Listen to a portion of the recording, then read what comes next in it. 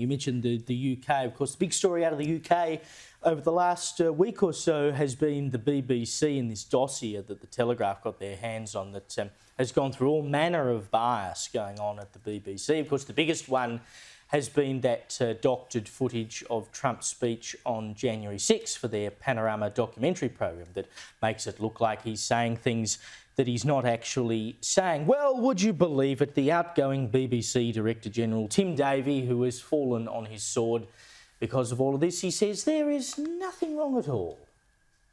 I'm here to lead and support the BBC. I'm very, very proud of our journalists in this building. They're doing work, I think, that's incredibly important. I want to thank every one of them. They're doing a wonderful job. Also, everyone across the BBC doing their thing for the UK. And personally, I'm here to lead and support them. The BBC's going to be thriving, and I support every one of the team. I'm very proud of them. Thank you very much, Johan. Look, it may thrive, but that's partly because you are leaving. So they might be able to sort out a few problems now, buddy. And he's just blind to what has actually been going on. He's denying it. I mean, you know, these are the death throes of when someone is being overturned and they say, no, there is nothing wrong. It's actually everyone else who is at fault. I'm not leaving because I've done anything wrong. I'm leaving for the good of the organisation. Because he went on to say that it was the enemy's quote-unquote fault that all of these stories were coming out, that they had a vendetta against the BBC and that, in fact, the BBC was the very best of British society and media. I would have thought, given the stuff we've read about, you know, you can't produce any story at the BBC that is gender critical in any way. They're doctoring up videos of Donald Trump. I wouldn't have called that the best of Britain myself. And I don't really think it's down to enemies that this stuff has come out. It's just that someone simply said, yeah, that's going on. Someone has looked at the two speeches and thought, oh, a really key part of Donald Trump's speech has been edited out here. Oh, enemies. To make it now look like he directly encouraged the riot that happened on January 6th. And I think it's great that Donald Trump is going to go after them and sue for $1.5 billion, Australian equivalent $1.5 billion, and doing it out of Florida too, which they have no caps or limits on things when you go after a defamation case.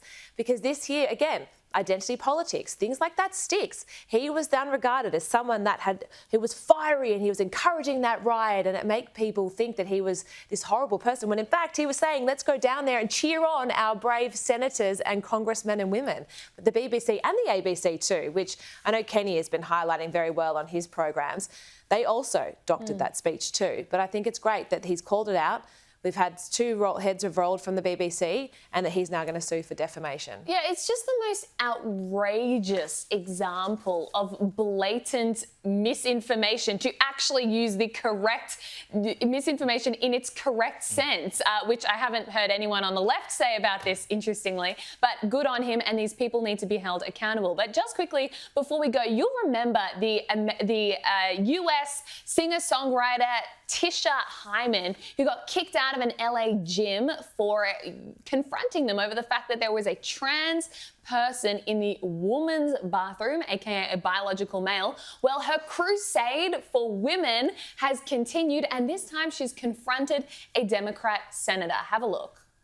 No, are you going to protect women? Not trans women? Women, trans women are different things. Women. Listen, we need to protect women's safety. I was assaulted. Women are women. I was assaulted. No, they are not. They are men. I was assaulted by men. Women are women. He broke his wife's jaw so bad she needed reconstructive surgery. I think we need to protect the safety of all women. And that obviously that's incredibly important. And I also know that trans women are also brutalized in this country. What a cop-out excuse. We need to protect all women, but also trans women. I mean, come on. Stand up for women. And this woman, good on her. She is awesome fighting this fight on our behalf. I agree. Go Tish, because we need to have voices out there like that are campaigning for female-only spaces. We're seeing far too many stories with men in women's prisons and in gyms and in locker rooms. Enough's enough. This has just got to stop. It's ridiculous. Indeed. And apropos of nothing, the senator's name is Mr. Wiener.